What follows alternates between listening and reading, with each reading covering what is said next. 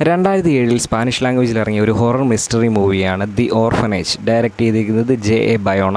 സിനിമയുടെ പ്ലോട്ട് എന്ന് പറയുന്ന ഒരു വലിയ വീട്ടിൽ താമസിക്കുന്ന ഒരു ഭാര്യ ഭർത്താവ്, ഇവരുടെ വളർത്തുമകൻ ഒരു കൊച്ചുകുട്ടിയാണ്. അവന് ഒരു അസുഖമുണ്ട്, അതിന് മരുന്ന് കഴിക്കുന്നുണ്ട്. അതുപോലെ തന്നെ ഇവന് സാങ്കല്പികമായിട്ടുള്ള കൂട്ടുകാരുണ്ട്. ഇവൻ അവരുടെ കൂടെയാണ് കളിക്കുകയും സംസാരിക്കുകയൊക്കെ ചെയ്യുന്നത്. വേറെ കൂട്ടുകാരൊന്നുമില്ല.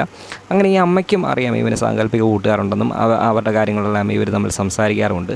അങ്ങനെ ഒരു ദിവസം ഈ കുട്ടിയെ കാണാതാവുകയാണ്. അതിനുശേഷം നടക്കുന്ന സംഭവങ്ങളൊക്കെ ബേസ് ചെയ്ത് പോകുന്നൊരു ഹൊറർ മിസ്റ്ററി ത്രില്ലർ മൂവിയാണ്. ഇതിൽ ഈ കുട്ടിക്ക് എന്താണ് സംഭവിച്ചതെന്നറിയാൻ ഈ അമ്മ പറയുന്നത് ഈ സാങ്കല്പിക കൂട്ടുകാരാണ് ഈ കുട്ടിയെ തട്ടിക്കൊണ്ടുപോയത് എന്നൊക്കെ അമ്മ പറയുകയാണ്.